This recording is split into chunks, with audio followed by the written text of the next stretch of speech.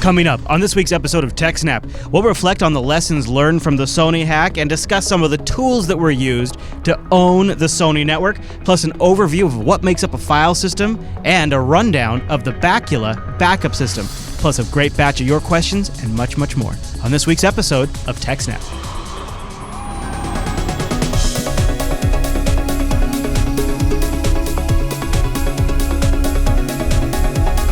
Hi, everyone, and welcome to TechSNAP. This is episode 196 of Jupiter Broadcasting's weekly Systems Network and Administration podcast. We stream this episode live on January 8th, 2015.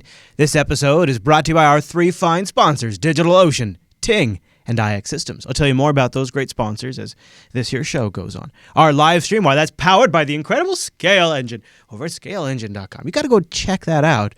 My name is Chris, and joining us every single week is our host, the admin, the tech, and the teacher, Mr. Alan Jude. Hey there, Alan.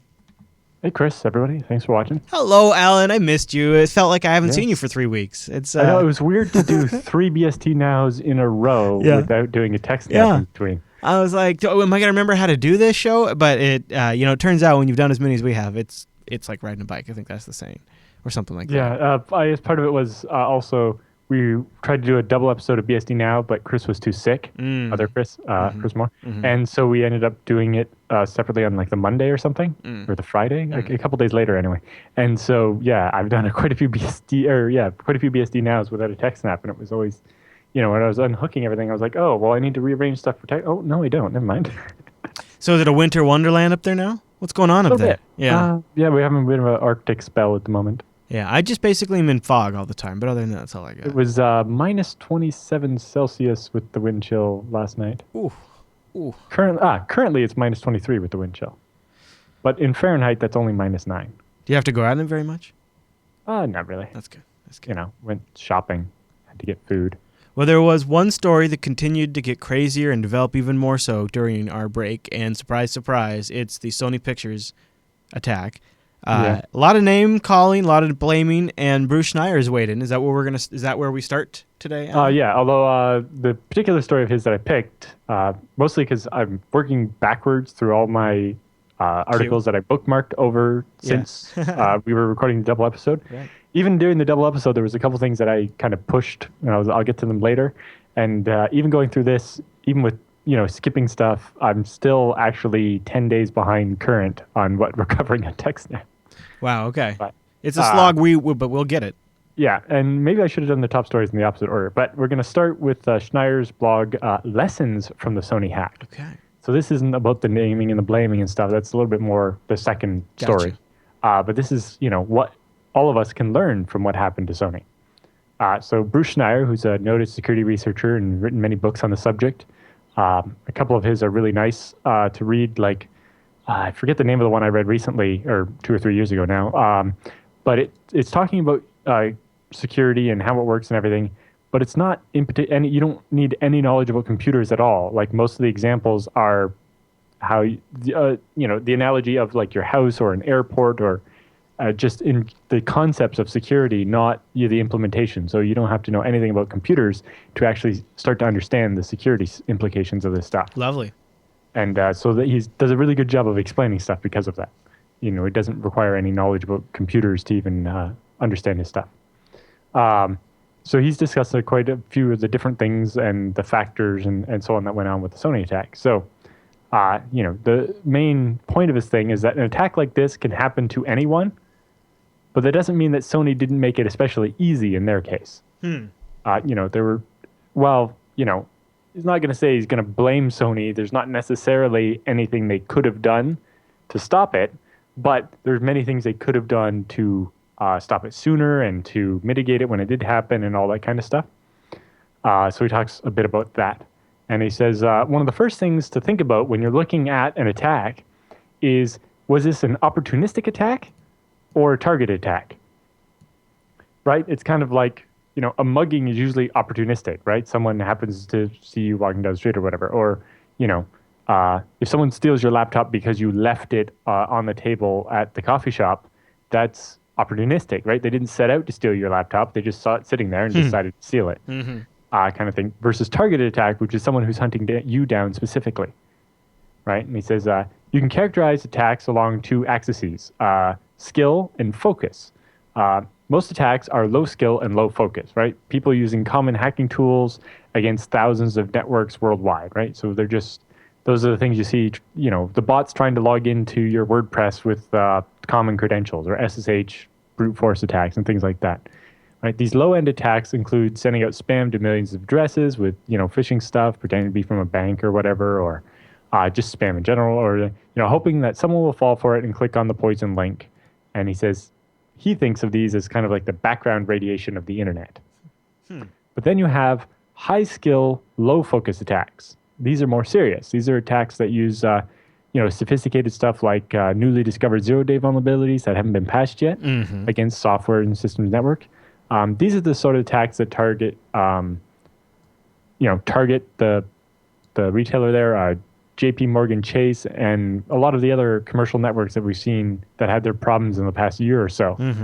Right? They weren't necessarily targeting Target. They were just going for anybody who had a big stash of credit cards. Yeah, and systems that were vulnerable to what they had available to use. Exactly. So we have some zero-day. We'll just get anybody who happens to be vulnerable to this zero-day. Yeah. And I think, isn't it sort of like, even for a high-scale crime like the Target attack, isn't it sort of the perfect timing because there's an established black market where you can buy these kinds of vulnerabilities. There's a ton of XP machines in production that probably haven't been patched in a really long time that are doing credit card transactions, and they're reading that stuff right out of memory. There's bad implementations that have these networks connected to the internet, like through a vendor VPN, that are easy to take advantage of. You add it all up, it's really I think an audience member of the TechSNAP program could pull it off. It's not like it's in particular, it's not like they set out to get Target and then found the air conditioning management company. It was more that they were just probably low-level attack all over the place, and then happened to manage to compromise something at this environmental management company.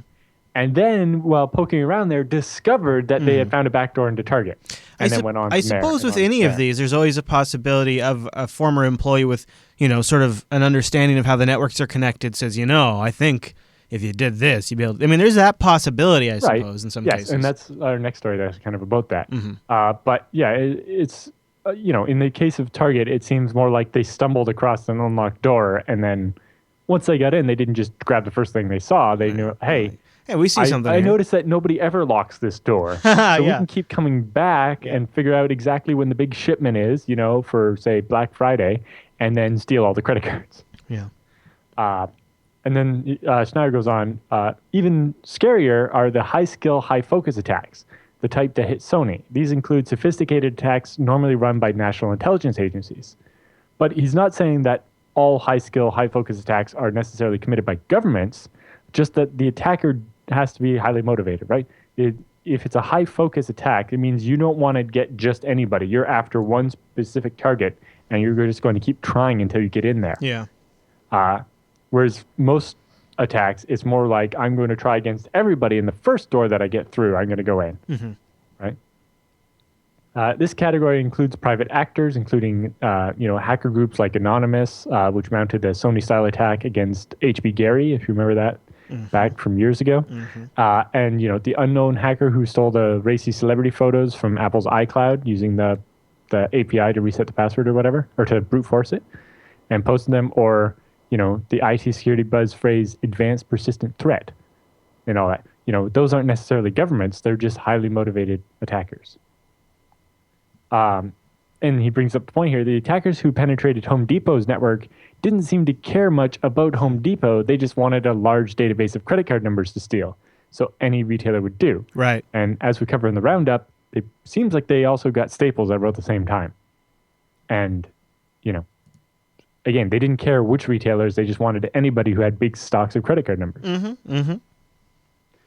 So say low-focus attacks are easier to defend against, right? If Home Depot's system had been just a little bit better than the store next door to it, then the hackers would most likely have moved on and got those guys instead.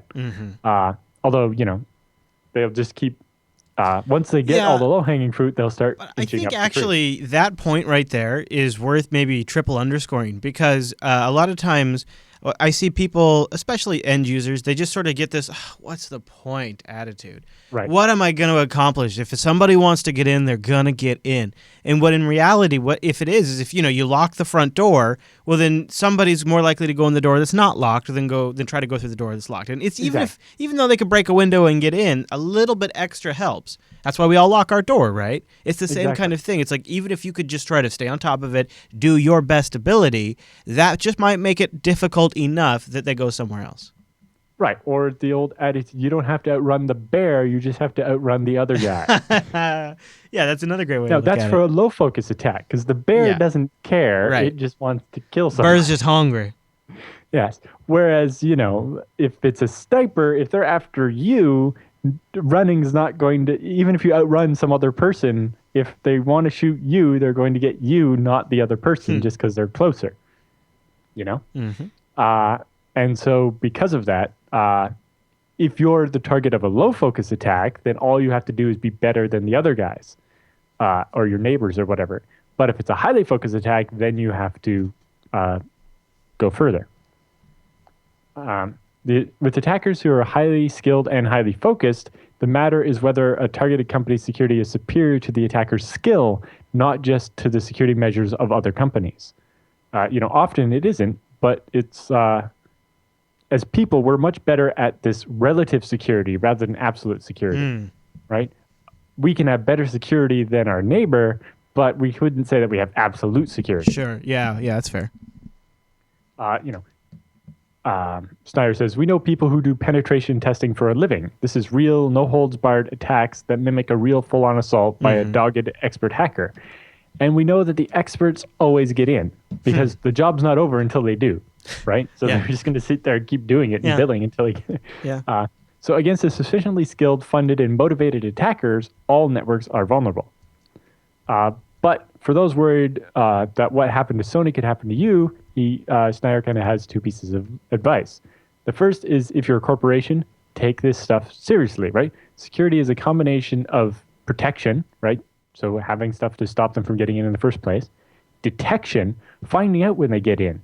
Home Depot didn't have any clue that they had been hacked until the law enforcement said, hey, you've been attacked. Or Staples didn't know until the banks are like, hey, you're the common denominator in all these stolen credit cards. Right? So you need better detection. Because if, we've agreed that if you're being targeted by a highly skilled, highly focused attacker, then your network is going to be vulnerable in some way. But if you can detect when the attacker is breached, you can shut them out, fix the hole they used, and then go back to hoping they don't get in again. Right. Whereas if you don't detect it, then they're in there for a long time.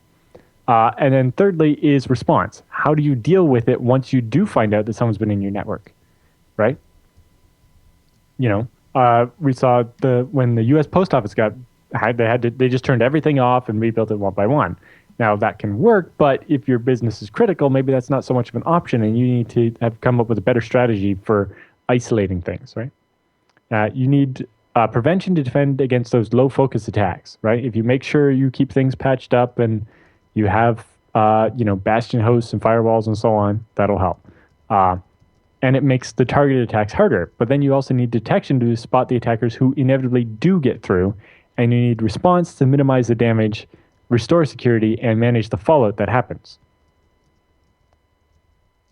So yeah, it was just, and then his second point was the other people that were really hurt by this attack were the employees of Sony who necessarily didn't do anything wrong. That's the saddest private part. Emails and stuff. Yeah. And he mostly just points out for individuals, you have to look at the fact that, everything you write on Facebook, technically, even if you send it as a private message, if Facebook got hacked, other people could see that. And how big a deal is that to you? Right? So you come back to making sure you don't post things you wouldn't want anybody to see. Mm-hmm. And, you just, Snyder's even kind of given up on trying to avoid having his data stored in a cloud somewhere. He says it's pretty hard to avoid Google and iCloud hard. and a Dropbox and all that stuff. And so it doesn't mean give up. It just means make sure you keep in mind that, make sure that this gets stored here and this goes there. And just think about the fact that when you post something or when you send something to one of these companies, that something could happen.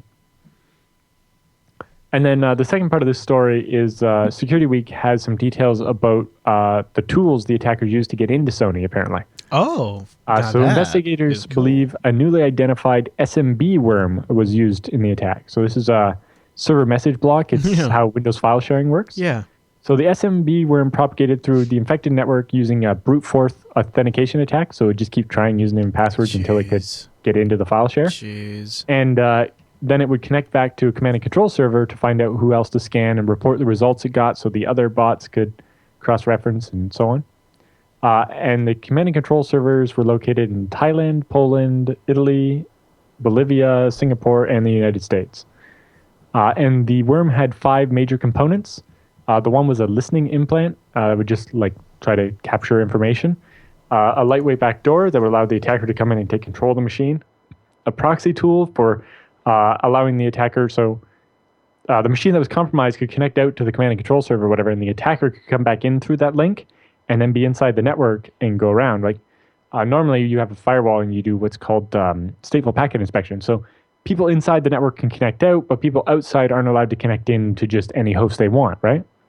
But if I've compromised the machine of a secretary and her machine connects out to my command and control server, I can come in through that connection and then use her machine inside the network to connect to some host that normally I wouldn't be able to reach from the internet. Or maybe in this SMB worm here, just knock on doors constantly until you get in on the network. Just try different passwords everywhere. So once you have a machine, then you find out where it can reach and then use it to reach it, right? So even a machine that's isolated so that, only certain machines in the whole company can reach it. If I go from the secretary's machine to her boss's machine, who is allowed to connect to the secret network or the secure network to get to that server, I can use the proxy in this malware to bounce from the secretary's computer to the boss's computer to that inside network. I think one of the worst stories we covered in the Christmas episode, when I talked about the backdoor I wrote in Visual Basic for my high school? I don't know if I don't know. I don't know if that's one of the ones that made it in the episode, but it's one of the ones I went and found and submitted. I think it might be possible too. We've reminisced about it on the live stream, maybe, but I don't know if you've shared it in a recording of the show. Okay, but anyway, it was a little backdoor I wrote in Visual Basic for Windows 95 or whatever. But the problem was the school had NAT, so I couldn't take over machines at the school when I was at home. Yeah. So I got them to let me install a server in the math office, and all the infected machines in the school would connect to that server in the math office, which then connected to my house. Mm-hmm. And there was a server at my house, and I could tunnel backwards through those connections to take over machines at the school. They didn't realize that's what it was doing, but that's what it was doing. Very nice, sir. Anyway, so that's what the proxy tool did. And then they had a destructive hard drive tool and a destructive target cleaning tool. So what they actually did is when they were done, they actually deleted some of the, they wiped the hard drives of some of the machines when they were done. Partly just to disrupt Sony, right? And partly, to erase their tracks. So if Sony had detected this sooner, they could have shut it down, right? And that's kind of where that, was it Lockheed Martin had that kill chain technique they talked about? It's these are all the different steps where we could have stopped the hack. Right. And kept it from escalating. Right. So if they had detected it when they'd taken over the secretary's machine, then they might not have been able to bounce to the next one or the next one and so on. Or if they had detected all these brute force attacks against their file shares, they would have been that machine's infected, let's disinfect it, and now figure out how the attacker got in first, and it would have kept it from escalating. Or even if they just detect the attack and fix the one infected computer and then notices another one, eventually they would figure out and they might have stopped it before it got any further. But they apparently weren't looking at their Windows audit logs. Not that anybody ever does, but you need an automated tool for that. But then you come back to the target thing. They had the automated tool. It detected the attack, but it detected so many other things. Yeah, it was too much noise. They just turned the buzzer off because it was beeping all the time. Oh yeah, it's always making that error. Just mark that as red. It's good. Yeah. And so US CERT put out an advisory about the worm. They didn't mention Sony, but they're a major entertainment industry person or whatever. But yeah, that's the story there. Well, there you go. Wow, that's fascinating. So an SMB share scanner could have been what started the whole thing at Sony. They would have had to get it on the network somehow, but once they got it on the network... Most likely spear phishing or something like that, right? Yeah. Wow. Or somebody just kicked it off internally. Again, there has been rumors it's been an internal thing, so... That's the next story. I know. In fact, before we get to that, why don't we take a minute and talk about how you could build your own cloud with DigitalOcean? That's what I've been doing. I've got 3 DigitalOcean droplets right now. One's for development stuff that doesn't really see the light of day much, but it will probably. An own cloud server that we're using more and more for production stuff for Jupiter Broadcasting, which is great. I love to write my show notes in plain markdown text. I save it to my own cloud DigitalOcean droplet, and then when I'm all done, we ship it off usually through a Google Doc or something like that to the other hosts. And it's nice having all of my own cloud synced right to my DigitalOcean droplet, and I've got BitTorrent sync up there as well, and my phone syncs to it. And I've got it all just right up there at the DigitalOcean cloud on my own cloud. And here's what's awesome about DigitalOcean is it's really easy to get going. In fact, you can get started in less than a minute. And pricing plans start at only $5 per month. Get you 512 megabytes of RAM, a 20 gigabyte SSD, 1 CPU, and 1 terabyte of transfer. I was just going to say, I recently upgraded my DigitalOcean droplet to a 40 gigabyte SSD. And I think it has 2 gigabytes of RAM. I mean, it is an amazing screamer. I love doing updates just to see how fast they download. But the other thing is that I've got flexibility in where I can deploy these. So if I need to get performance, or maybe I want to spread things around, or like in the case of the BitTorrent sync servers, I've got a DigitalOcean droplet in San Francisco and one in New York. So they've got data centers there. They've got them in Singapore, Amsterdam, and even London. So you get a little global diversity, but it's really about their interface. I mean, it's all about that interface. It's so sweet. It's intuitive, but yet extremely powerful. And you could even replicate it on a larger scale with DigitalOcean's really straightforward API. And they've got a bunch of great apps you can take advantage of already. DigitalOcean.com, but guess what? It gets even better. We've got a promo code. In fact, we're still using the month of December because we might have a little change in the format of our promo code soon. So rock our old December promo code while it still lasts. That's SNAP December. It'll give you a $10 credit over at DigitalOcean. You could try out the $5 rig for 2 months for free. You don't even have to put a credit card in there. And also, DigitalOcean's double downing on their tutorials. They're even willing to pay you for it up to $200. $200 for a tutorial. And I found this one over on the DigitalOcean site that I thought might be of interest to the TechSNAP audience. How to audit network traffic in a LAMP server with sysdiag on CentOS 7, or sysdig. Sysdig, that's what it is. And sysdig is an awesome tool. So this is a really great tutorial, if nothing else, to learn about sysdig. It's super slick, and it's all just laid out right here for you on the DigitalOcean website. Boom, look at that. Really nice. They've got so many awesome tutorials, and if you've got an idea for one, they'll even pay you. They've got editors that work with you. DigitalOcean.com. Use the promo code SNAPDecember, Rock December while you still can. Get a $10 credit over at DigitalOcean.com, and a big thank you to DigitalOcean for sponsoring the TechSNAP program. You guys are rockin', and my droplets are a rockin'. Okay, Alan, so now do we turn to Norse for our next series of stories, or where are we going? It's continuing the Sony thread, right? Yes. So Norse thinks they've identified about 6 individuals they believe to be behind the Sony hack, and it includes at least one ex-employee of Sony. And they're basically saying, our evidence seems to be a lot better than the government's claims that it was North Korea.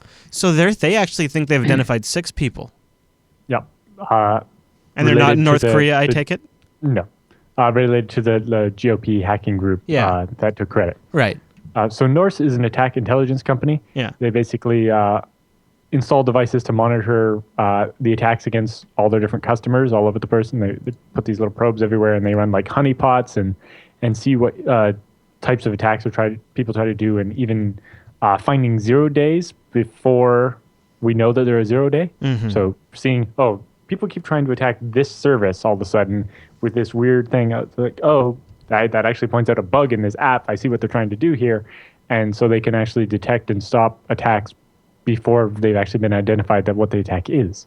But using their data and their research facilities and the kind of Brian Krebs-ish style research, they think they have a rather unsurprising conclusion that it wasn't North Korea. It was, people that are highly skilled and mixed with some knowledge from inside. An ex-employee, nonetheless, which sounds really in line with the level of knowledge it seems people had. Yeah. So a lot of the research actually involved the data that was leaked. So HR, human resources files that were leaked in the hack kind of provide a motive. In the spring of 2014, Sony did a massive restructuring and laid off a bunch of long-time employees, especially in the IT division. IT area, yes. Yeah. So after researching the online footprint of a list of all the individuals who were fired and who had the means to be able to access sensitive data on the Sony network, Norse was able to identify a small handful of employees who had expressed anger on social media following being fired from Sony. They include one former employee who'd been at SPE for 10 years and who is described as having a very technical background. So, being highly skilled, we're looking for, right? We need highly skilled, highly motivated attackers. The researchers from the company also followed that individual online and noted their participation in IRC chats, where they observed communications with other individuals affiliated with the underground hacking group, GOP, that had executed the attack, and other hacktivist groups in Europe and Asia. According to the CTO of Norse, the Norse investigation was eventually able to connect an individual directly involved in conversations with the Sony employee to owning the server that had the earliest known version of the malware that was used in the attack back in July of 2014. So, they managed to tie employees to people that were definitely at least tangentially involved in the attack. Obviously, without the ability to take over these servers and do forensic analysis on them, or more inside information from Sony, they can't make definite conclusions. But they say what they've uncovered looks a lot more plausible than what the government is trying to claim. Yeah, and another thing that's never really made sense about it to me is because I remember following this right as the story started, and I never saw complaints from the supposed GOP about the interview. Nothing about that. It was always about Sony's policies. It was about getting money from Sony. It didn't have anything to do with a movie. So that never seemed to line up either with the supposed motive of North Korea.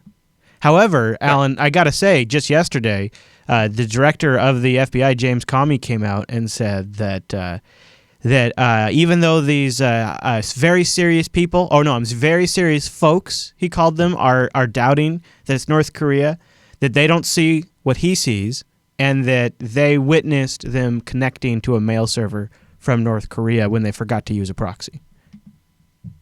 So it's kind of like, right. How do we know that's true? He says, well, and I can't tell you. North Korea only has 16 IP addresses. He says, I can't tell you how I know that because then that would be revealing sources and methods. Right. I have secret knowledge, which I will never share with you, but you should definitely believe me. Yeah. Sounds pretty governmenty to me. Yeah. So I don't know. It's, yeah. I don't know. Their conclusions seem to make a little more sense than it was North Korea, because North Korea wouldn't have much motive to just dump this information on the internet for everybody. That was the other thing, right? Wouldn't they want to hold on to it, sort through it, exploit it for different purposes? Like if they just went through and deleted Sony's computers and stuff or released the movies, all the unreleased movies, just to try to damage Sony financially. Yeah. But dumping the employee data, I don't know. It doesn't seem like North Korea would care. Well, and asking for money. Why would they ask for money? Yeah. It doesn't seem to make much sense either about it. And the way they were so rightfully it's entirely owned. possible that North Korea and the GOP were both attacking Sony at the same time. And because the government saw one unproxied connection back to North Korea, they blamed the whole thing on North Korea. Well, and my question would be North Korea perhaps could have been trying to do it and just not succeeding where the Guardians of Peace did. Yeah, according to Norse's attack map, everybody's under constant attack by everybody. I wonder though, like that, we talked about that SMB malware or Trojan.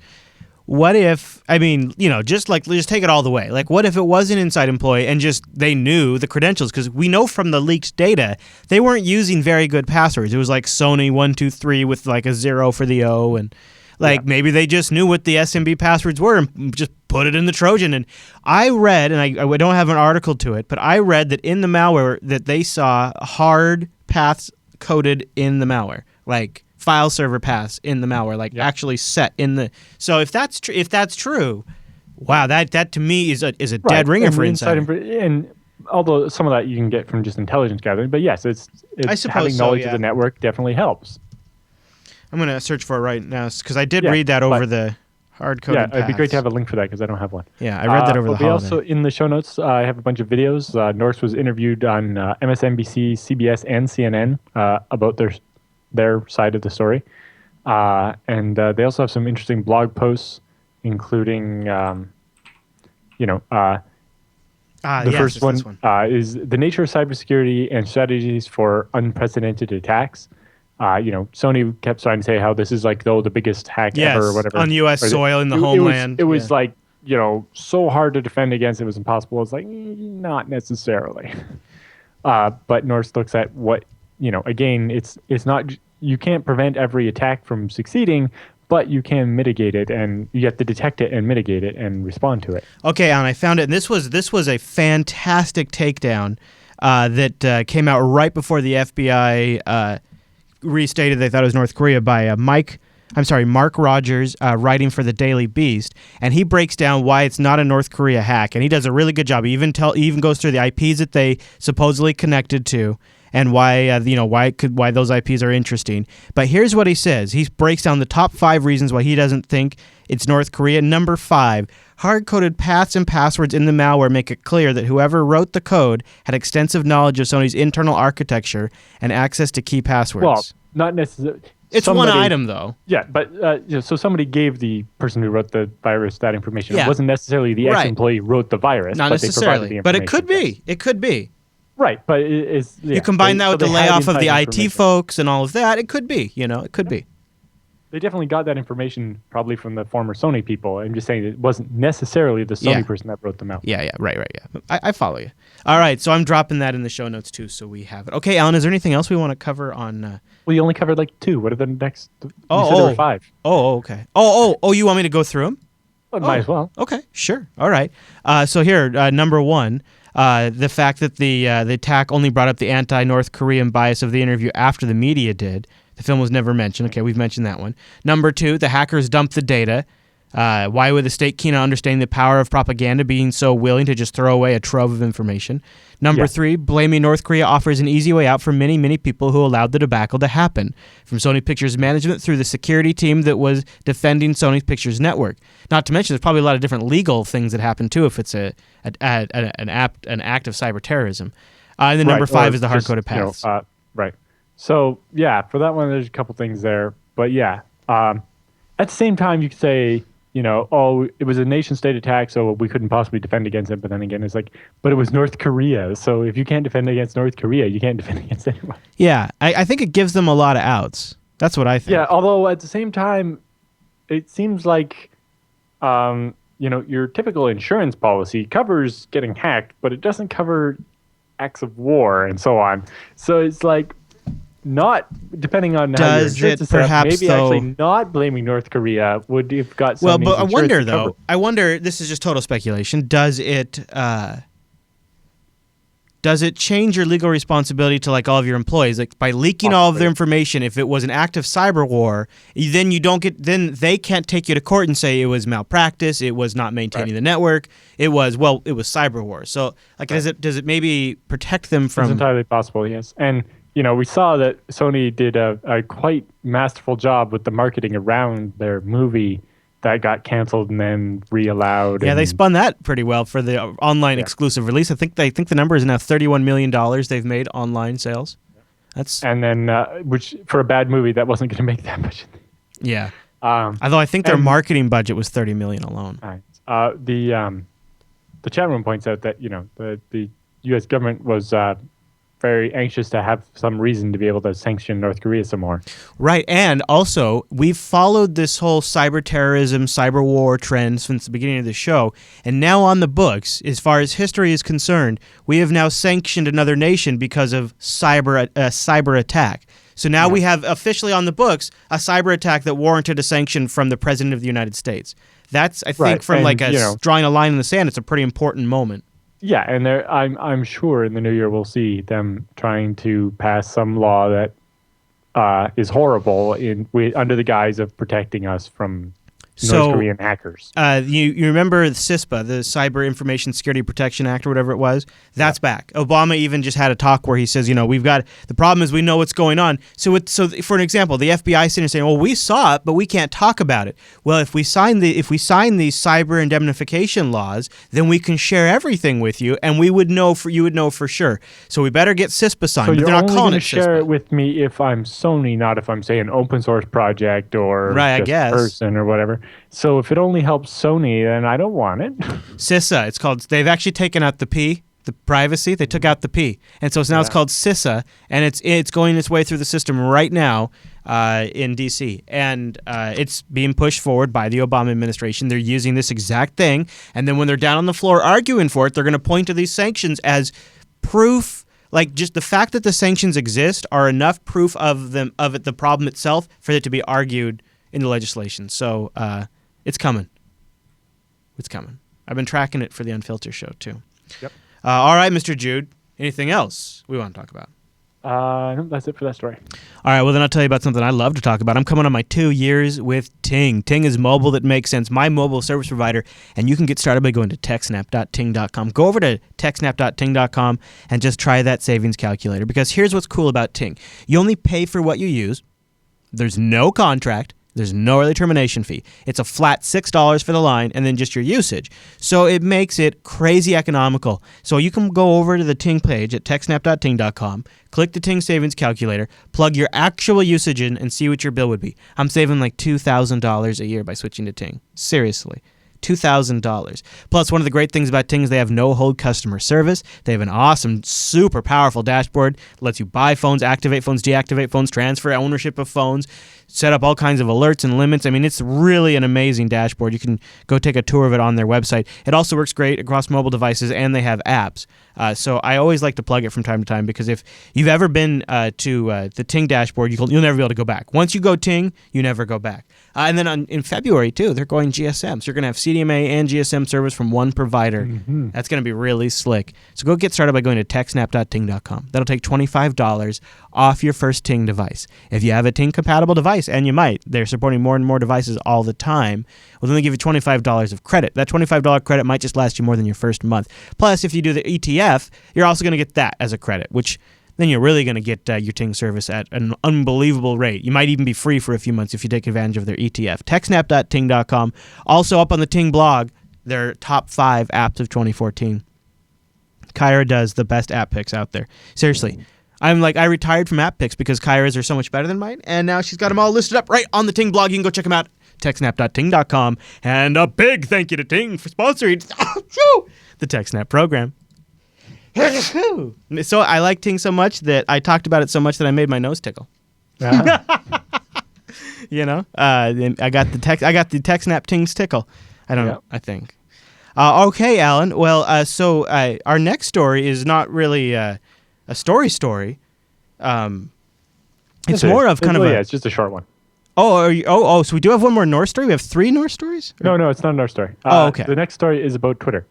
Okay. A lot of people probably received a note email from Twitter or saw the news about a bug in the Twitter API causing many of the client applications to get confused. Yeah. So many Twitter clients, including the popular TweetDeck, started showing tweets saying that they were from last year all of a sudden. And then a bunch of people found they couldn't log in on the mobile client, and all kinds of weird things were happening. It turns out the problem was with Twitter's servers were sending the incorrect date on all the responses from their API. So in the code, it seems, they had used the wrong variable for the date. So there's a C function called stirftime, which is for helping you format date and timestamps. And it has 2 different ways to express the year in the date. There's the common one, which is capital Y, which is replaced by the year with the century as a decimal number, right? So 2014 is 2014. Or there's lowercase y, which is just 14, right?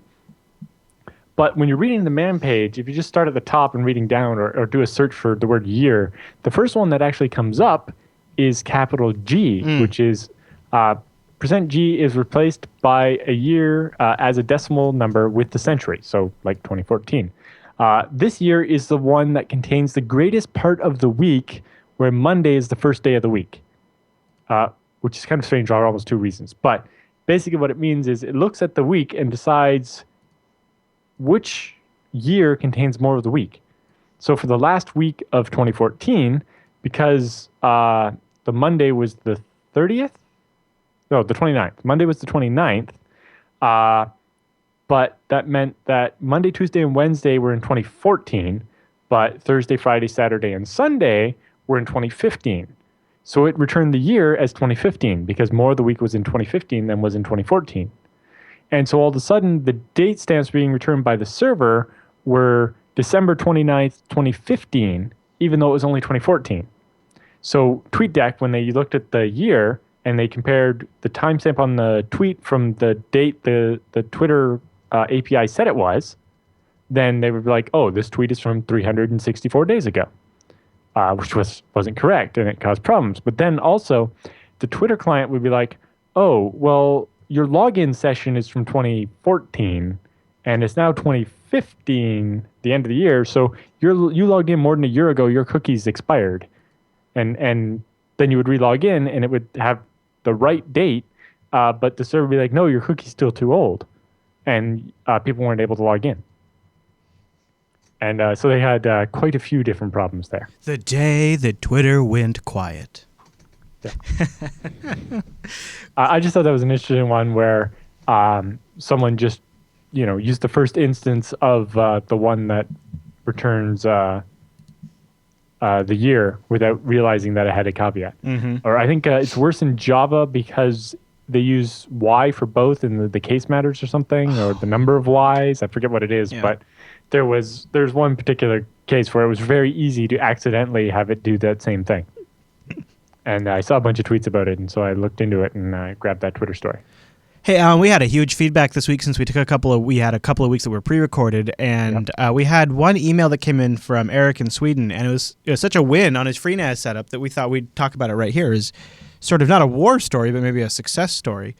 So he wrote in and said, hey, Chris Allen in the chat room, for a couple of weeks ago, I wrote in about my concerns choosing hardware for my upcoming build. After listening to the show, it seemed like you and Alan were on the same page as regarding the matter, and off I went. Now it's up and running, FreeNAS 9.3, hosting a ZNC bouncer, Plex, OwnCloud, OpenVPN, and some other delicious things. Of course, I'm also using it for storage, and a Z2 configuration seemed to fit my needs perfectly. I just want to say thanks for a great show, some good advice, and share some pictures of what I accomplished. Keep up the good work for the upcoming year. And may your raids be forever safe and your connections fast and all your ports guarded well. And he included pictures. So here's the guts of the thing. Lots of storage there. Looks like he's got a caddy too. No, he's got a nice 1, 2, 3, 4, 5, 8 bay drive thing. One, more than that. 1, 2. Holy crap! Look, there's some down here at the bottom too. I see 8. Okay, a 450 watt power supply. Micro ATX. Picture shows it. Yeah. Oh. I should probably keep going, huh? There's the outside of the rig. It looks really nice. Oh, yeah. Look at all them drive trays right there. That's nice. Yep. And it looks pretty short depth, considering the drives seem to intrude almost right to the back where the power supply is. So. Yeah. Yeah, no kidding. Really nice. And a nice big 120 millimeter fan there. Very small motherboard by the look of it. I see the RAM, the battery had to be stood on its end to fit. Mm-hmm. So, yeah, it looks like it's almost... Yeah, that'd be like... what's the one smaller than micro ATX? ITX, right? Yeah. He didn't say in the email. I was just checking. Right. But that looks like a pretty nice set. Yeah. And I'm guessing by the sticker there, that's Western Digital Reds. Yeah.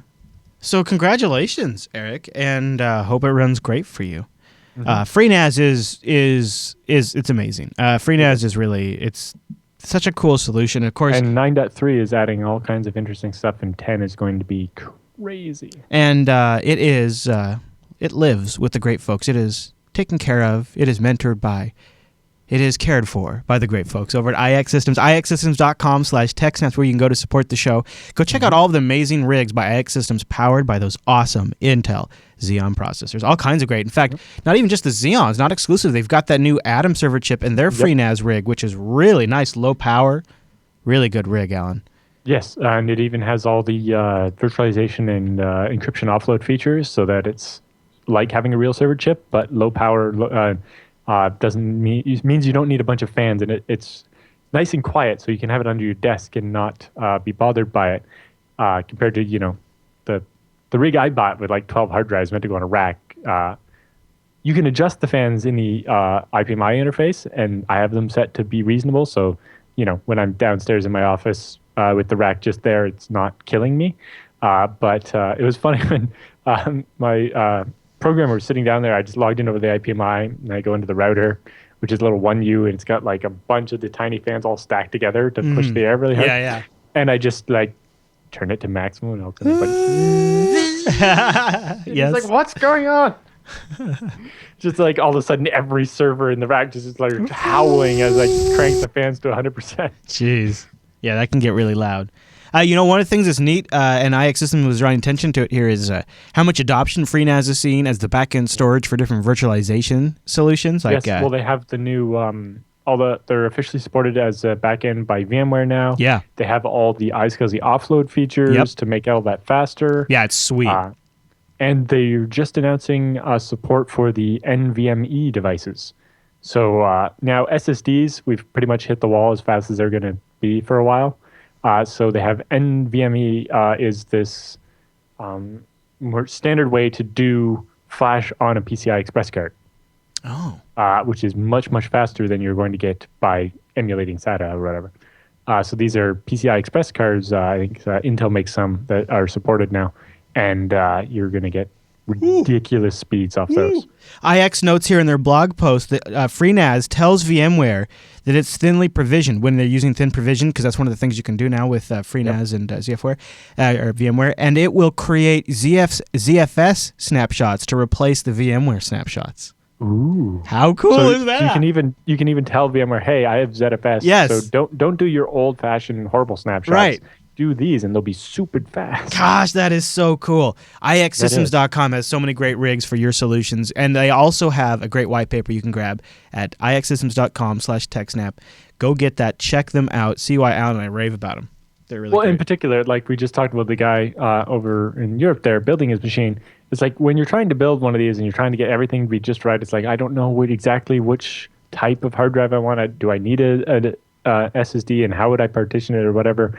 And there's all these questions, and it's always like, is everything just going to work, or I'm going to buy all this stuff and it's not going to work? And I'm going to like, well, if you just ask IX to build it for you, they do a great job, and it, like, seriously, it's cheaper. Not even counting the amount of stress you save yourself. Yeah, it's cheaper all around, really. Yes, and they do a great job.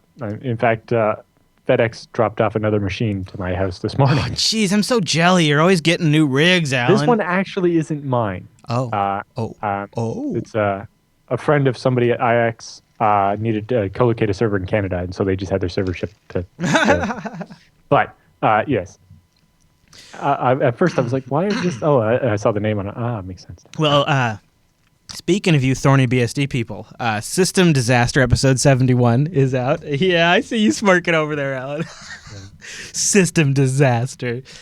So you guys chatted with the bloke who's making the shim, right, for FreeBSD, so that way stuff that's getting a system dependency. He's writing the shims for System D, mostly just targeting the ones to make GNOME work. Yeah. He's writing them for OpenBSD, but he's writing them in a portable way so that they'll be available for FreeBSD or Linux for users that don't want System D but still want GNOME. That will be probably well received. Yes. So this is just like 4 or 5 of the parts of System D, and it's just basically translating the traditional way into what the GNOME's expecting with his hard System Disaster. I think that's going to get a few last people just to click because of the name. System. Well, we have a professional pun writer on staff. I guess so, yeah. If you've ever looked at our episode titles, I don't know how he does it every single week. I know, we have to use a chat room. I think he Yes, but I saw one in the chat room that I really thought was funny. So. Oh, okay. Well, there you go. You should join us live audience. That way you can help name the show. All right, Alan, I think that's everything we have for the news segment. So I guess that means it's time for the TechSNAP feedback.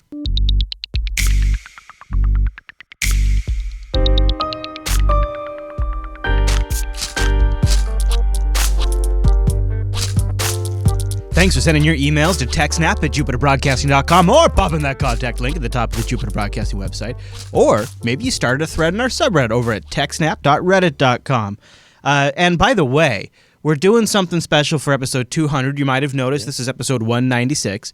And so 200's a few weeks away. And Alan and I thought a fun thing to do would be to do sort of a special episode and get your stories of how something that we've covered in TechSNAP or a question we've answered or a tip or a trick that we've covered in TechSNAP has helped you at either your job or your school or a project or home office or whatever it might be. We want to read a whole series of them. So if you would send those in, go over to Jupiter Broadcasting's contact page. Choose the TechSNAP show. But would you put episode 200 at the beginning of the subject line? Because we want to still get your other emails, too, and we want to be able to sort them appropriately. Sort them out, yeah. And we'll cover those. So you got a couple of weeks to get them in, and we're asking you now to do it. So that'd be really cool. We'd love to hear it for 200 episodes. So Damon wrote in, or Demon. Nope, Damon, I think. Probably not. There's no E. He says, Happy New Year's, guys. On the last live episode, there's a question regarding Linux-based firewall. The viewer or listener noted that they are pretty comfortable with Debian. Well, may I suggest Spherewall, I think is how you say that. What do you think? Firewall? S-P-H-I-R-E wall? Yeah, I'm not sure. Spherewall, Firewall. Firewall might make sense because it sounds like firewall, right? Yeah. Anyways, it's at sphirewall.net. It's a Debian-based firewall offered as a downloadable ISO. It can go on top of an existing installation as well. It has a web-based administration panel and website documentation. So I went and checked it out, and I gotta say the UI, from a UI standpoint, looks very compelling.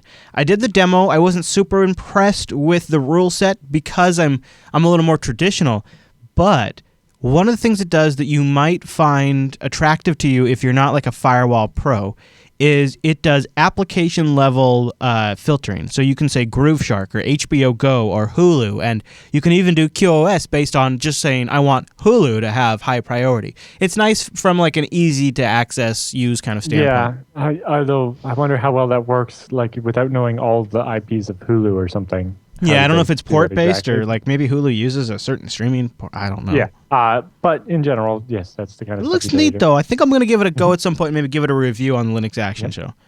Well, I'll let you know. That's the first time I've ever heard of it, and I've heard of a lot of Linux-based firewalls. So, all right, Gaffin writes in, and he's confused about file systems because I think sometimes we assume people know something, and they don't always. He says, I've been listening to the show for a while, and I've noticed you talk a lot about file systems.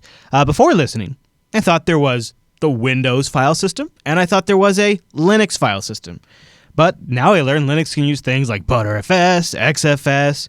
So these are also file systems, correct? Now I'm a little lost. You talk about GlusterFS, which in your words is not a real file system, but sits on top of a file system. Now I'm completely lost. If you could demystify the word file system, I'd be very grateful. Thanks for taking the time to read this. You guys are awesome. Yes, you can be confused between file system, meaning the software that actually interacts with the storage and does it, which is what we're talking about when we're talking about ButterFS, XFS, and so on. Or when you're talking about the Windows file system, generally you're talking just about the structure, like, C, Windows, blah, and program files and the layout of the directories on top of the file system. But even Windows has had two different file systems, right?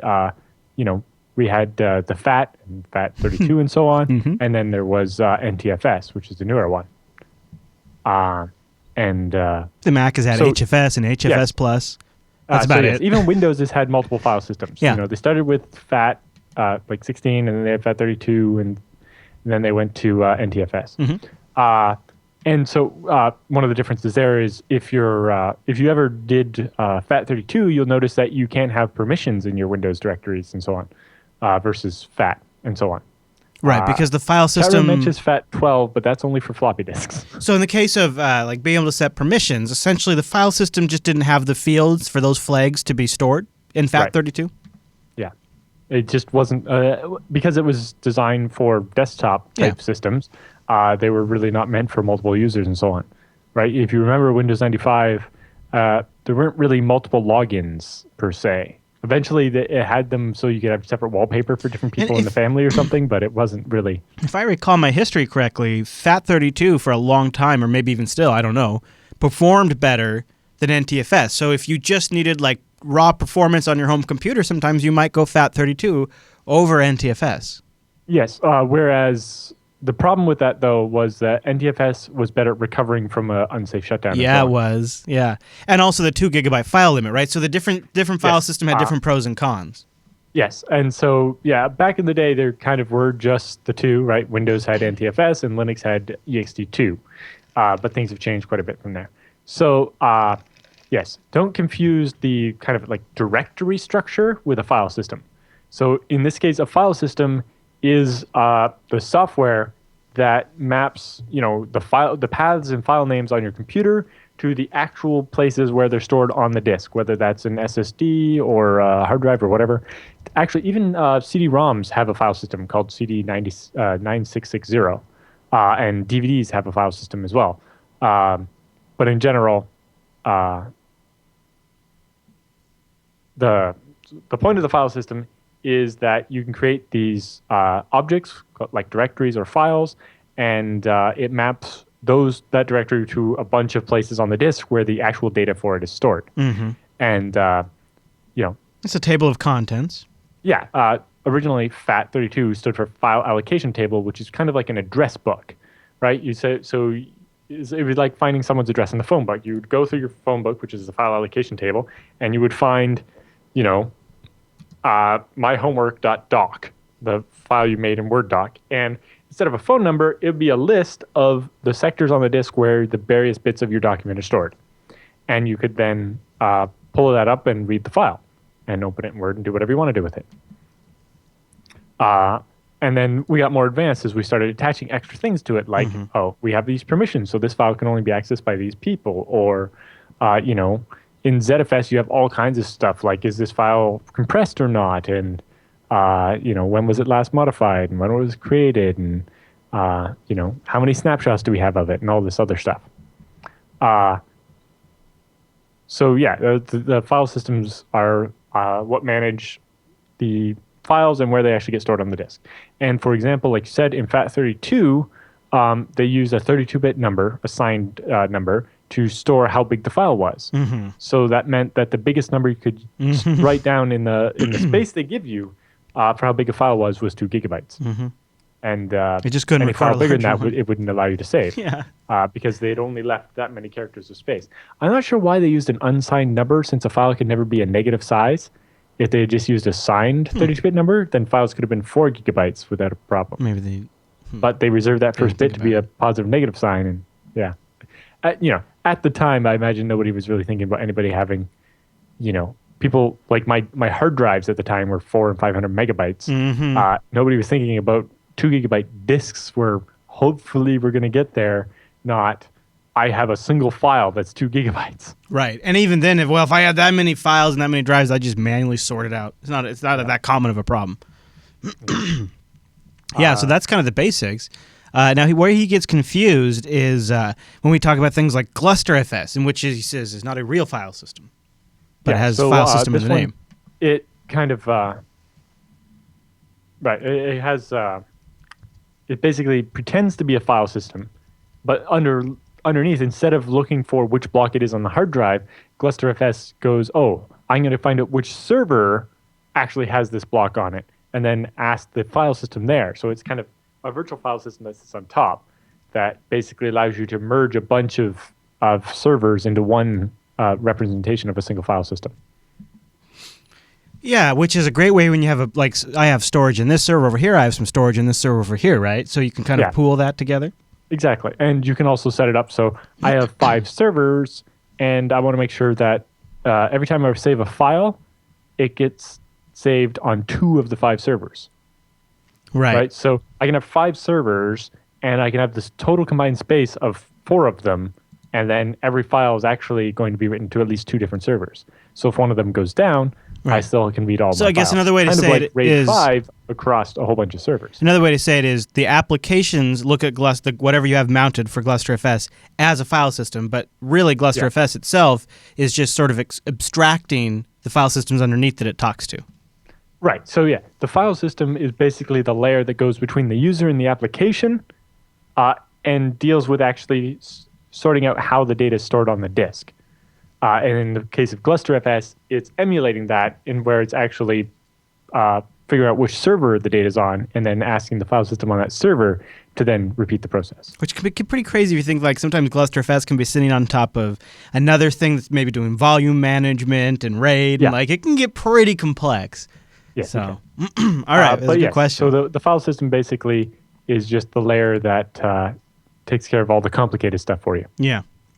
Okay, so Count Zero writes in with something that I want to get your opinion on this, Alan. He says UK ISPs are using malware-like tactics. Just a quick snippet I found online over the holidays indicating that UK ISPs are beginning to use the kind of malware spreading techniques that often result in Windows users getting infected systems in order to push internet censorship, or the UK porn filter. He goes on to say, of course, you guys know it blocks a lot more than just porn. The method they're using is to intercept your browsing session and redirect you to a page that asks whether you want to opt in for the filter or not. Okay, fair enough. He says, I can't say I like websites that redirect me because of their connections with malware, but at least this gives the customer a choice. However, rather more egregiously, they are apparently soon to be implementing a system by which users who don't make the decision when prompted will have the filter turned on by default. As usual, they're taking the old think of the children argument, whatever happened to responsible parenting, he adds. If we don't start to make our internet take our back internet soon, we're going to be left with unusable service.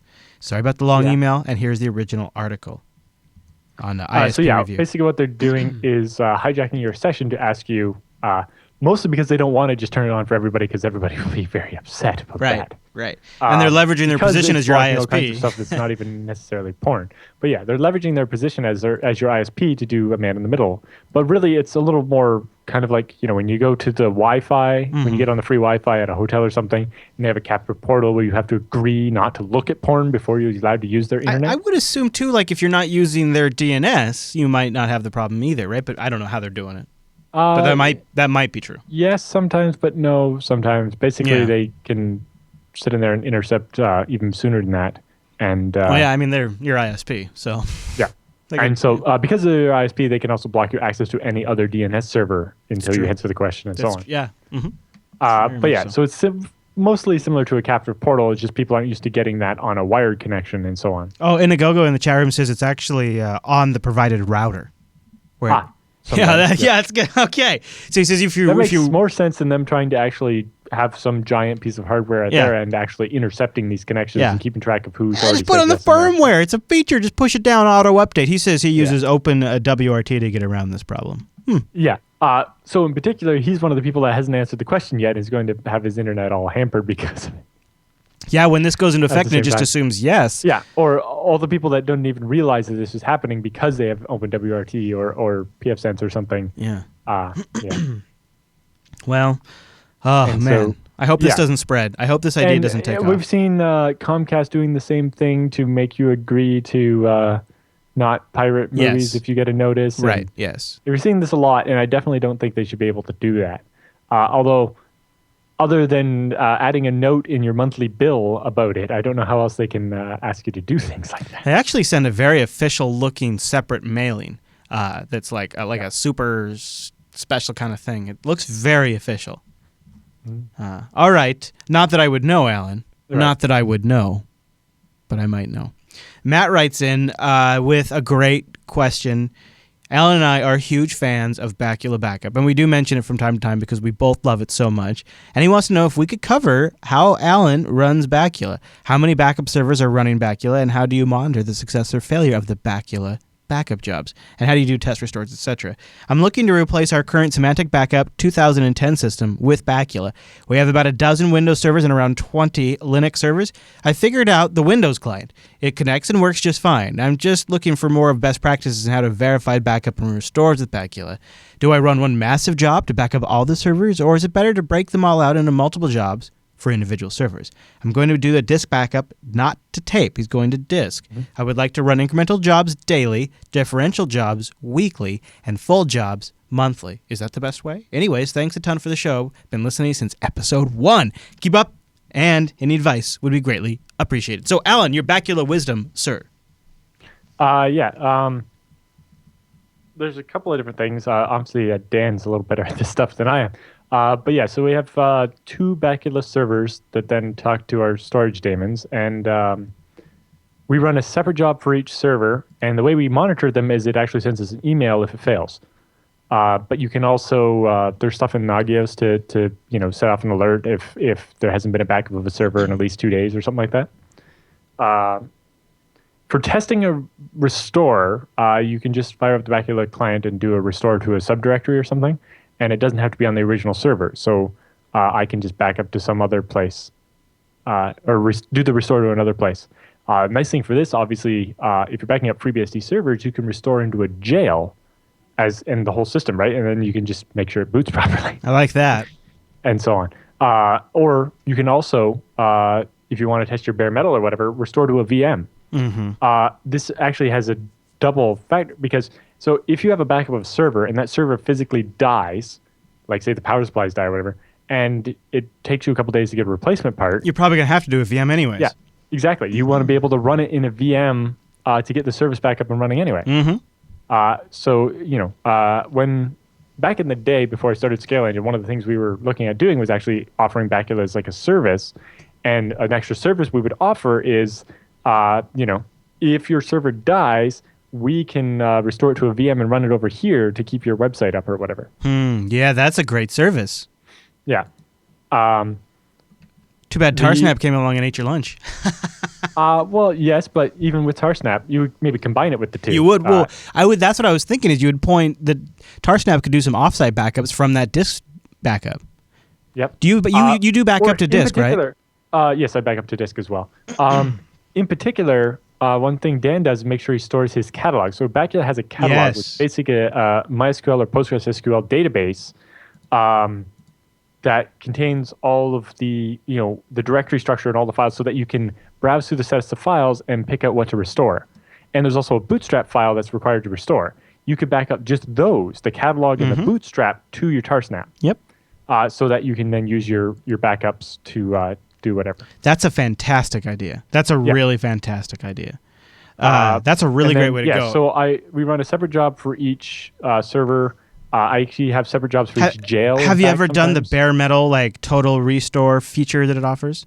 No, because I've always done FreeBSD servers. So the way those work is I just need my like etc and user local etc. I might even decide to reinstall the packages, or maybe I haven't. But basically, if I back up, the config files, the home directories, and then all of user local, which is everything I've customized on the server. Oh yeah. Then I have everything. Right. If there's a database, maybe I need to grab dump the SQL database or something. But the general idea was I'm probably not. Most of my servers are remote. I'm not going to bare metal them. I'm going to get a fresh server with the OS installed and restore it to the right spot. Have you played at all with Bacula Web? No, that was kind of newer than last time. And it actually seems like it's still getting quite a bit of attention too. It's I actually paid someone to build most of a really cool interface that will allow you to browse through your Bacula backups by exposing the catalog. Yeah. So if you were a customer of my fictional backup service that never launched, you would see all the files you had backed up. Oh, sure. You could browse through your directory, pick a file, and see all the different versions of it we had.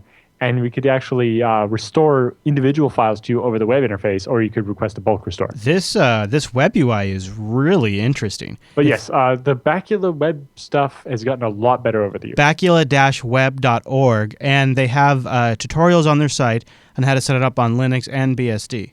So, a couple of things about his schedule. He looked at doing incrementals and differentials and so on. Yeah. That's a pretty good schedule. If you're doing remote backups, doing a full every month can be problematic. Like I had a server that it's got a couple of 100 gigs of data. So that full took like a long time, especially when I was rate limiting it to not compromise performance. And then the incrementals are pretty small, and even the differentials were pretty small. So I was then only doing the full, like, of stretching it out. But then it was like, you're reading all these different volumes to do a restore.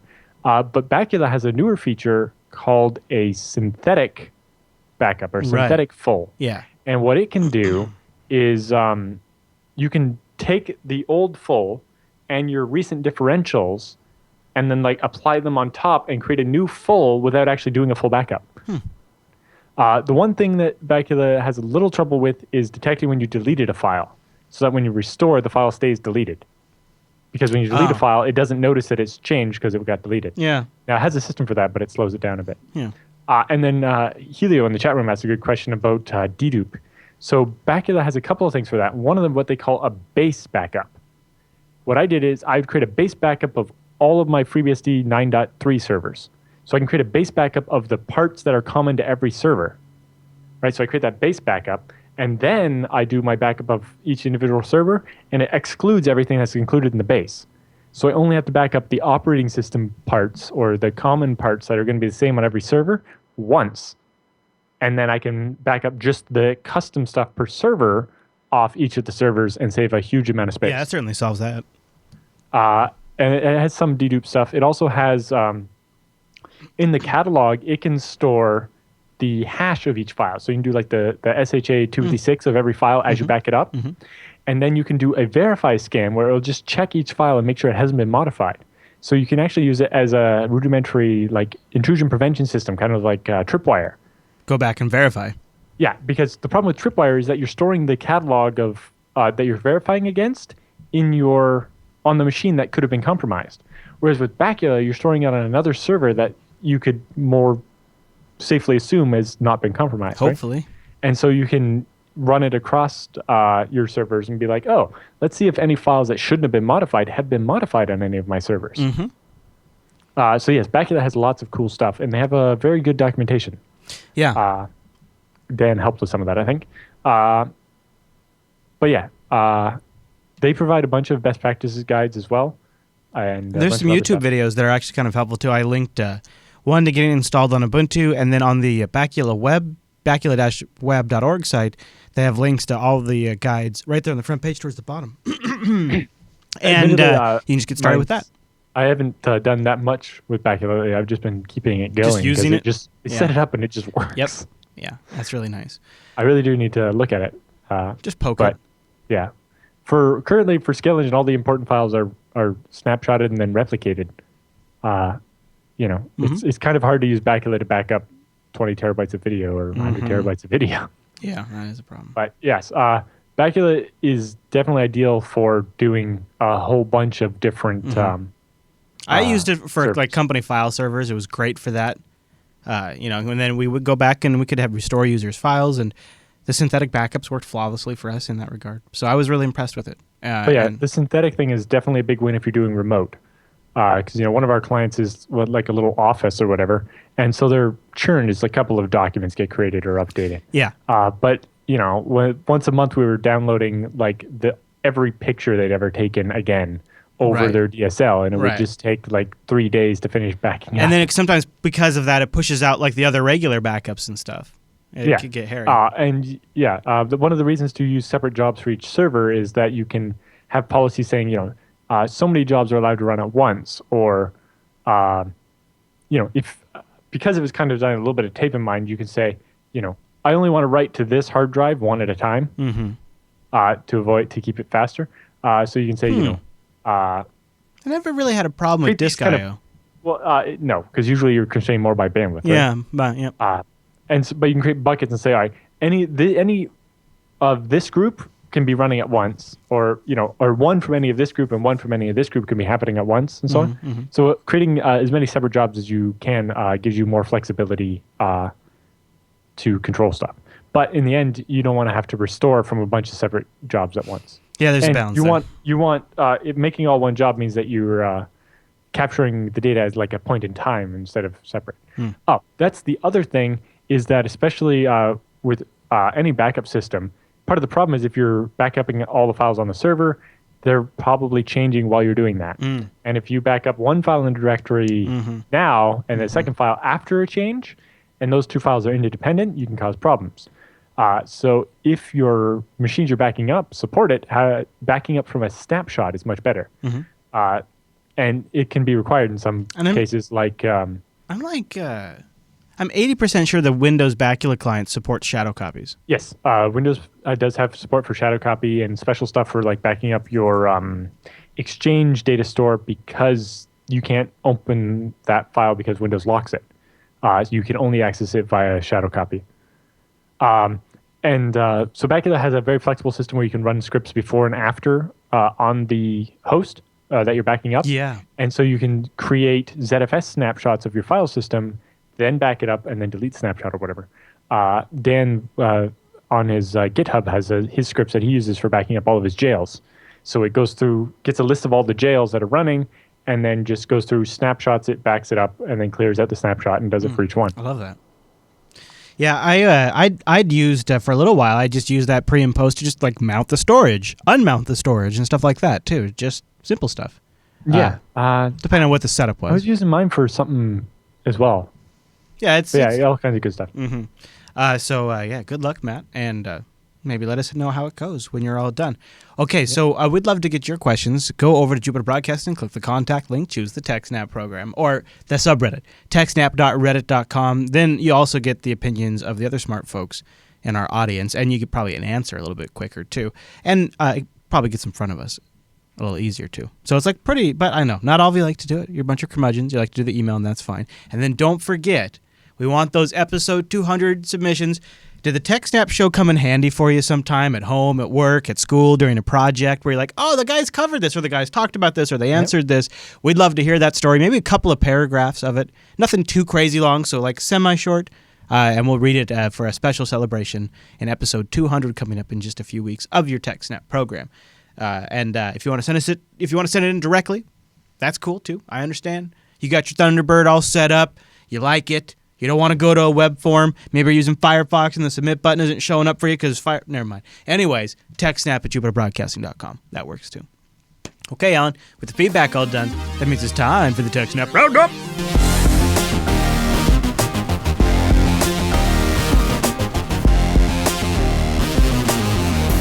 Welcome to the TechSNAP Roundup. Yeah, that's what that crazy music means. Now, the Roundup are stories that just didn't quite fit at the top of the show, but we still want to talk about them and give you some links to read up on your own after the show. Throw them in your Instapaper queue, as it were. A lot of these links came from our subreddit over at techsnap.reddit.com. The story that the TechSNAP show has been following is the surveillance of your cell phone through various means. We've been talking about it now for a while, and in different employments. And one of the more recent ones we've been talking about are these Stingray monitoring that are super common, apparently. And it's come out now that the FBI is taking a position that court warrants are not required when deploying cell site simulators in public areas that have been called Stingrays. The FBI just made its position known recently during private briefing meetings with the Senate Judiciary Committee members. So here's why. Well, it seems like in general the warrant should be required to specify which person they're going after, and they shouldn't be able to intercept the communications of any person except for that person. It's interesting too, because this is like ground zero for this battle is in Tacoma, Washington, which is about 50 minutes from my studio here. So here's what they figure is, here's the cases where they're allowed to use the Stingray in public. Cases, number one, cases that pose an imminent danger to public safety. Cases, which could be a lot of things. Cases that involve... For that one, it seems like it would be too late by time, if it's, say, something like the Boston bombing, unless they have them just laying around everywhere, by the time they get one and bring it to the place to turn it on, it'll be way too late. No, it's getting very common in just at the police level. Well, it's becoming very common for them to have these Stingray ones because they can only do 2G, which most places have gotten rid of. Yeah, that's true. They mostly work by protocol downgrade attacks, by forcing your phone to use 2G instead of 3 and 4G. Yeah, I'm having a stronger signal than the tower because they're closer. Right, but using 2G because that's the one that doesn't have encryption. Same with the dirt box, too. Cases that pose an imminent public safety, which that could be a lot of things. Cases that involve a fugitive. So if you've ever been, if you're a fugitive, then that's... here's the other one. Cases in which the technology is used in public places or other locations at which the FBI deems there is no reasonable expectation of privacy. So i.e., if you're in public, then because you have no expectation of privacy, the FBI is allowed to suck down every phone call you're making, track your location, and log it because you're in a public place. Because how does that work? Because if you put one out in a public square, what about the person that lives a block away and their call gets intercepted even though they're inside? Which is how the technology works. And see, what they're doing is they're equating it to how cameras kind of work. Like if you're out in public and you have a camera and stuff, but it's not a fair equation to make. This thing goes through walls. And it scoops up private information. Like if you take a public picture of me walking down the street, that doesn't mean that picture can listen into my phone call. It doesn't mean that picture is logging my... So I just... It's amazing. So anyways, just to continue on tracking that for the TechSNAP program. But yes, I do believe the court should rule that the government has to have specific permission for each person that they're targeting, and that the Stingray can't just be turned on to intercept everything. They have to target a specific device. Mm-hmm. Okay, on Although I see OpenSSLs. the complication that if they're using like a burner, they wouldn't have the IMEA number to get a warrant. So Yeah. Anyway, Yeah, I know. I do. You can see it like from an immediacy standpoint. So Yeah. OpenSSL has a security advisory for us. yes, OpenSSL did a big security advisory. They've released versions 101K, 100P, and 098ZD because they've run out of letters 4 times over. And it fixes a bunch of vulnerabilities. The first one was in Datagram TLS, which is often used in OpenVPN and other stuff. So if you have OpenVPN, you'll want to patch this. This particular one, a carefully crafted DTLS message can cause a segmentation fault in OpenSSL due to a null pointer dereference and could lead to a denial of service attack. So, for example, if this is used in OpenVPN and somebody did the attack, it would crash the OpenVPN app and you wouldn't be able to VPN anymore until you went and logged back in or whatever. Yeah. Interestingly, this was disclosed on October 22nd of 2014 by Marcus Strenberg of Cisco, and they fixed. And then, even though it was severity moderate, they just sat on it and didn't do anything about it until they had other advisories to release all at once. Gotcha. Then they have another security moderate was a memory leak in the DTLS1 buffer record function. A memory leak can occur here, and it could allow the attacker to do a denial of service through memory exhaustion. So they could just keep executing the memory leak until they use all the memory on your machine. Yep. This one only affects OpenSSL 100 and 101. It doesn't affect the 098, but this issue was reported on the 7th of January, so yesterday, by Chris Mueller, who also provided an initial patch, and then later an OpenSSL team person made the final patch. Interesting thing is that this same bug was fixed in LibreSSL, the OpenBSD fork, in May. So I don't know if that was just if Chris was just reporting the one he noticed and that they had fixed or what. Now, yeah, it's. I'm not sure exactly how OpenSSL didn't know about the fix in LibreSSL, but they didn't really announce it as a security vulnerability. They just changed the way the error reporting worked and kind of fixed the problem at the same time, I suppose. But a memory leak's not that big of a security. But anyway, that's the recent one that I guess put them over their magical threshold for the number of advisories they have queued up before they actually tell anybody. Yeah. The next one is that if you've configured OpenSSL in a no SSL3 configuration, then if somebody connects and sends an SSL v3 hello message, then the SSL method is set to null instead of SSL v3 and can cause a null pointer dereference. So someone could crash OpenSSL by trying to connect with SSL v3 when you've compiled your OpenSSL to not have SSL v3. Right. This was reported on October 17th and was just fixed now. Although it seems like that one, the null pointer dereference would kind of be a big deal. But it seems like that'd be a real pain in the butt to troubleshoot. I understand it's a low severity one, but as an admin who had that deployed, trying to figure that one out at first. It would have to be a really bad device or something, because normally you connect and then the server says I only support these protocols, and the client's like, oh, it wouldn't. But something hard set must be misbehaving and just sending an SSL v3 hello without actually implementing the protocol. Or maybe like a weird mail client. I don't know what would do it, but there's also ECDHE, so that's elliptic curve Diffie-Hellman ephemeral key. Could silently downgrade to elliptic curve Diffie-Hellman without the ephemeral key, where it uses a fixed key. An OpenSSL client will accept a handshake using an ephemeral ECDH cipher suite using an ECDS certificate if the server key exchange message is just omitted. This effectively removes all the forward secrecy from the cipher suite. The whole point of forward secrecy is that if the NSA captures this and later on they manage to steal the private key from the place that you were talking to, they can't then later decrypt your message, because instead of using the private key of the SSL as the key, you make up a key on the fly. This was reported October 22nd by the Prosecco team. There's also an RSA silent downgrade of the export RSA encryption. So if you're using full-strength RSA, you might get downgraded to the old 56-bit version that was back when the US didn't allow you to export strong cryptography. And so this is it's not really related to Poodle, but I'm guessing security researchers decided to look for more Poodle-like things in the code.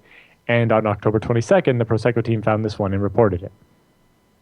There's also Diffie-Hellman client certificates can be accepted without verification.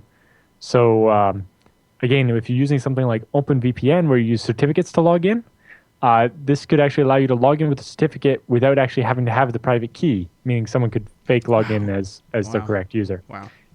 That was reported on October 22nd by the Prosecco team. There's also a certificate fingerprints can be modified, where basically on certain non-dir variations of certificates, the signature could be switched to a different algorithm or something and allow them to not match. In particular, this one was if you had a forged certificate, like we saw from the old DigiNotar and stuff, and those got blacklisted in the browsers, right? Google and Firefox, put them in. So if it sees that certificate, it just blocks it out. But now the same certificate could have its fingerprints slightly changed so that it wouldn't match that blacklist anymore.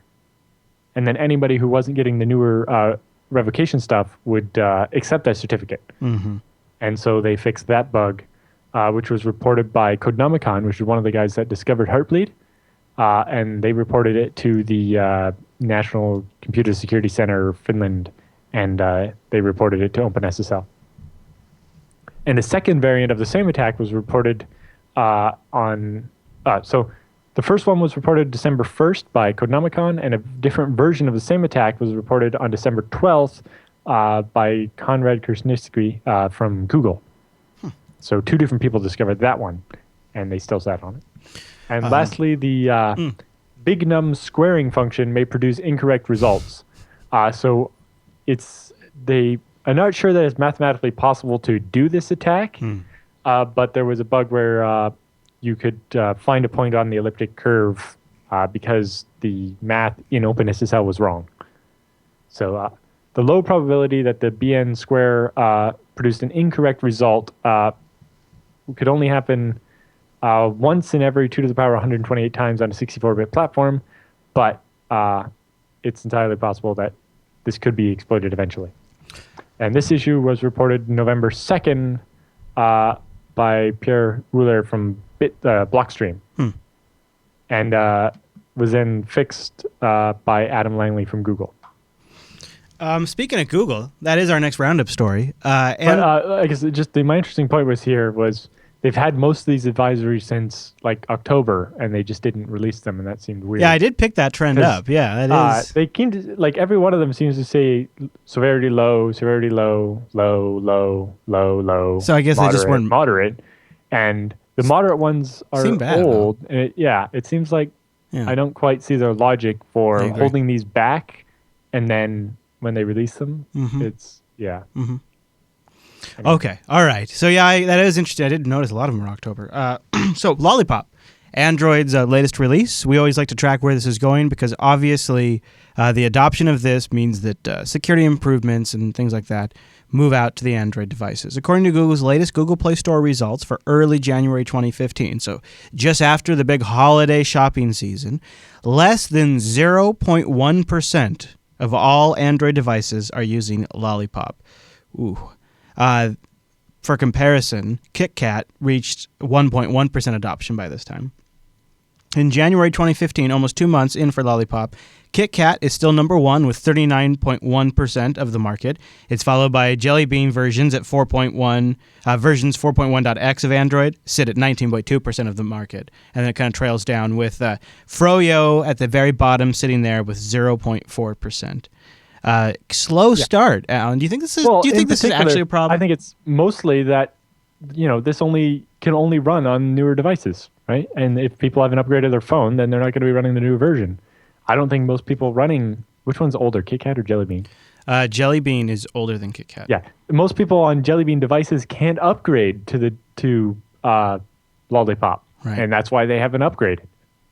And the other thing is that most people are at the mercy of their carrier to provide the upgrade. Do you think it's a problem, though? Yeah. From a security standpoint? Yes. Because they don't seem to do long-term support on these. But I think the biggest problem is as long as the carriers are allowed to get in there and muck about and basically delay me getting updates, it's never going to be secure. So if you are listening to this show and you have Lollipop, you are part of the 0.1%, just like Cleverwise is in the chat room. Okay, our next post comes from Tau Security. What's this one about? The Tau of Security. Oh. Yes. So this is don't envy the offense. Defenders can be smart too. So this one is just oftentimes when we're talking about the security stuff, we kind of see like Schneider was saying, a determined enough attacker can always succeed if they're smarter than the defender. But that doesn't necessarily mean that the defender is always going to lose, right? So Microsoft Security Research was tweeted out at the end of the year their top 10 things or whatever, and they say if you shame attack research, then you misjudge its contribution. Offense and defense aren't peers. Defense is offense's child, and he takes a little bit of an objection with that, but mostly just says, offense and defense inform each other. But in particular, it seems like Microsoft has a little bit of, the guy who wrote these has a bit of, offense envy, where it seems like, it'd be much more fun to be the attacker because you always win. But it is true that as the attacker, you have a little more flexibility and freedom and so on. But, he just takes issue with some of the things the guy says, like including at the end here. The biggest problem with network defense is that defenders think in lists and attackers think in graphs. And as long as this is true, the attackers win. And what does he mean by that? Lists versus graphs thinking? Graphs, they kind of fork, and like a social graph. Yeah.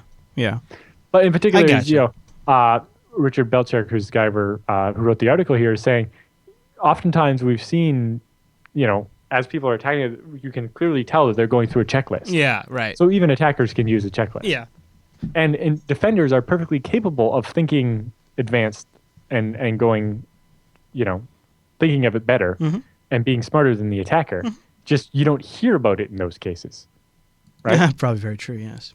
And so on. And he says, on the other end of the spectrum, we all enjoy watching videos of low-skilled intruders fumbling around in Kippo honeypots. And he says he's taken to showing these during breaks in his classes to amuse everybody. Hey, if I was ever going to build a router, I would have something listening on a network port that always runs with root privileges that you could exploit with just a UDP broadcast. Why not, right? But now, how long we covered an attack like this a while ago? I forget what brands of router. I don't know if it was Asus or somebody else. It was so long ago, we both forget. But there were but in that one, there were only like 6 commands you could do. In this one, you can provide any command you want in the UDP package. Oh. So it's even more. And the code's up on GitHub. Yes. The code for the attack is up on GitHub, and it has the best CVE number ever. It was CVE 2014 10,000. Yeah. It is over 9,000.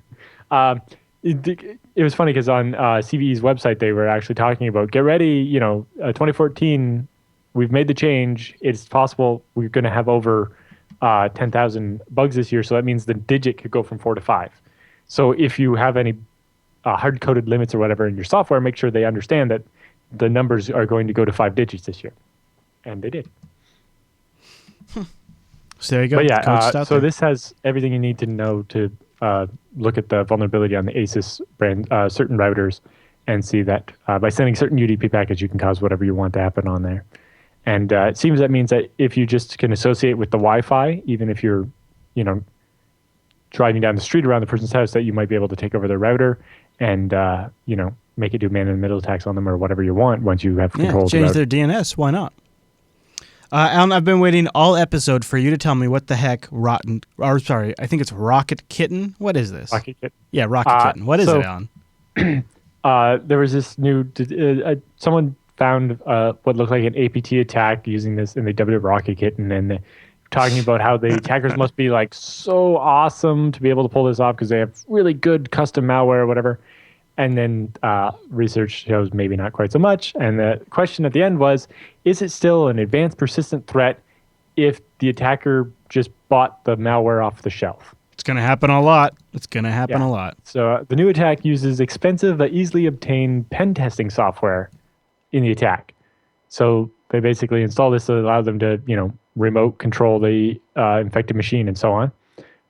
And it says that stuff like this might result in analysts incorrectly attributing the attacks to nation states or other highly capable attackers when all they did was buy the malware from the highly capable attacker, right?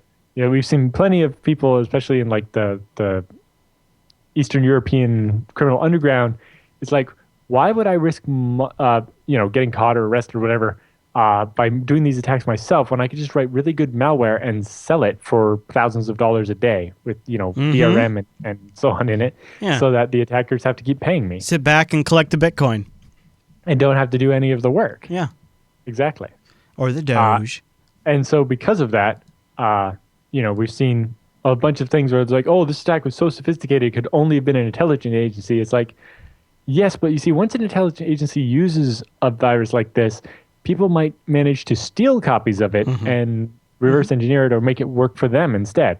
So just because it's really high-end malware doesn't necessarily mean the attacker is that capable. It just means they got a hold of that highly capable malware. Yeah. All right, our next story comes in from Wired about a cyber attack that's been confirmed to have caused physical damage for what Wired says is the second time ever actually confirmed causing physical damage. It comes from a German report released just before Christmas, they have a PDF linked, that hackers had struck an unnamed steel mill in Germany. They did so by manipulating and disrupting control systems to such a degree that the blast furnace could not properly shut down, resulting in a massive, though unspecified, damage. This is only the second confirmed case in which a wholly digital attack caused physical destruction of equipment. The first case was, you guessed it, Stuxnet, a sophisticated digital weapon from the U.S. and Israel that launched against control systems in Iran in late 27 or 28 to sabotage the centrifuges at uranium enrichment plants. Yep. So there you go, potentially a steel mill, Alan. Well, they needed better security on their SCADA systems. All right, so the next one comes in when security goes right. Yes, this is from the blog of Colin Percival, the former FreeBSD security officer, and he talks about when it had gone right.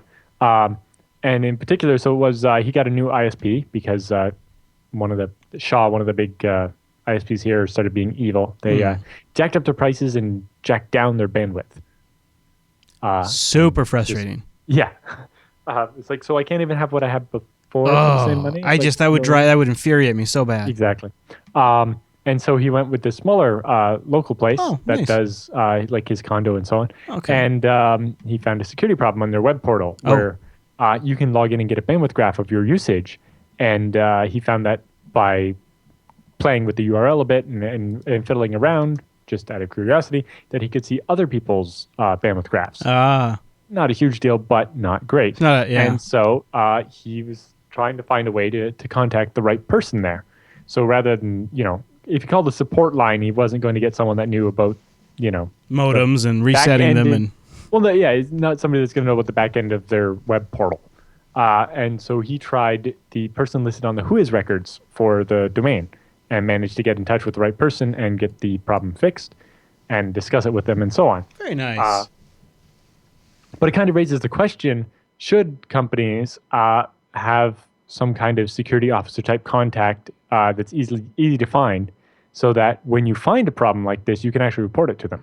Because remember, back when the PlayStation Network got hacked years ago, there were some security researchers who had found that, they're running like 3-year out-of-date Apache or whatever with known vulnerabilities, but they couldn't find a way to tell Sony about it, right? Because Sony doesn't really have contact us on our website that's going to get to someone technical that's going to deal with that kind of a thing.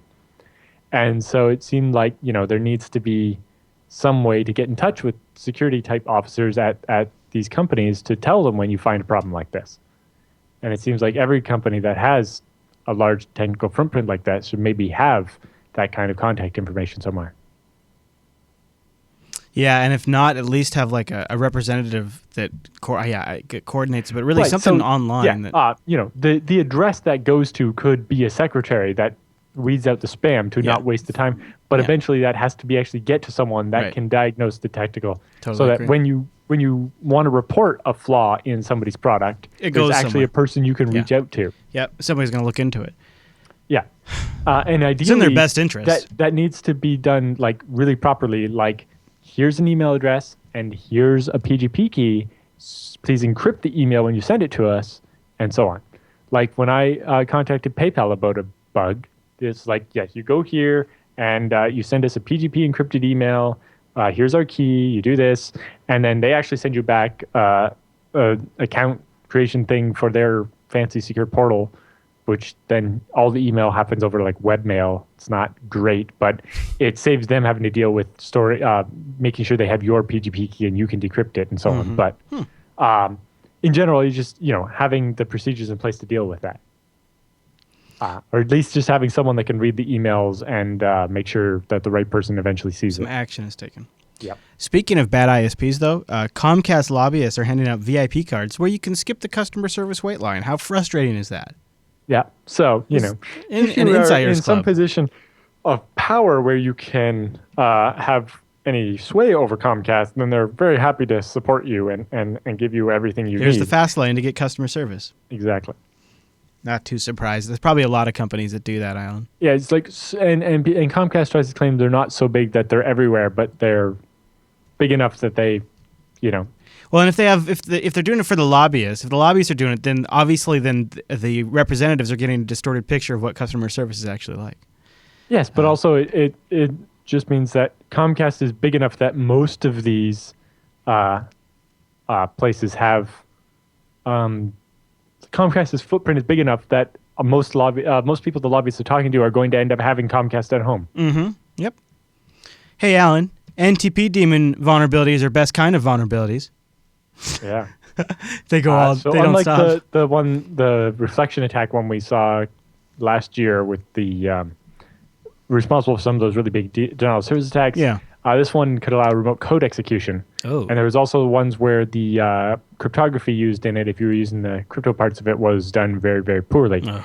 And so all that's fixed, but make sure you update your NTPD. There you go. Watch out for a package coming to a machine near you soon. Yeah, so the NTPD package, you should have already installed that. We're kind of late telling you because it's been a while since TechSNAP. But make sure you get the OpenSSL fix as well.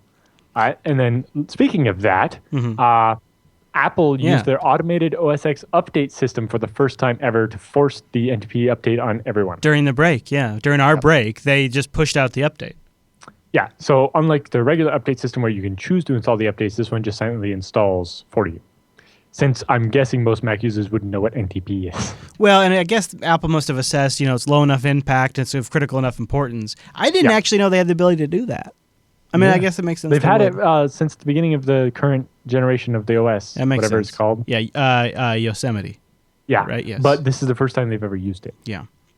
Oh boy, Staples. Oh boy, why has it got to keep happening to places that my wife and I shop at? Well, in this particular, so Staples disclosed a breach that affected up to 100 stores and 1.16 million credit cards. Yeah, in December, right? But the breach happened in October, so it happened around the same time, I think, as the Home Depot one or whatever. Okay. And that kind of goes back to Bruce's points, is they weren't after Home Depot specifically, they were after everybody. And Staples just didn't give out the full details until now. Gotcha. They were doing their investigation. Good catch, Alan. Good catch. Okay. All right. If you want to read more about it, I have a link. So, this is pretty cool. Samsung has some pretty neat hardware they're showing off at CES. And I don't know if this came out of CES or not, but Samsung, I've been following a lot of their cool stuff. And they've announced the production of a new type of mobile drive. Mobile RAM. So it's low-power DDR4. So it's 20 nanometer, very small. But basically, it'll be faster than desktop DDR4 RAM and use less than half the electricity of low-power DDR3, which will mean much longer battery life in your mobile devices. Cool. Yeah, I've been following all their storage stuff. I didn't see any of their RAM stuff. This is great. So this is faster and less power-hungry RAM for tablets and phones and everything mobile, everything that runs off a battery. Basically. I had heard that one of the reasons Apple keeps the memory kind of lower than the rest of the industry in the iPhone is because of the battery usage the RAM takes. I didn't realize. Yeah, because the power you draw is per megabyte of memory, and specifically this one will be less. And so yes, there is an advantage to having less RAM in a phone. You get better battery life. The disadvantage is it sucks. Yeah. I have pondered a few times is, well, why does nobody just make a phone with like 8 gigs of RAM and it stop running out of RAM? I think Asus just announced a 4 gigabyte model at CES. Yeah, I guess part of it's because on Android a lot of them are 32-bit processors right now. They're transitioning to 64-bit, right?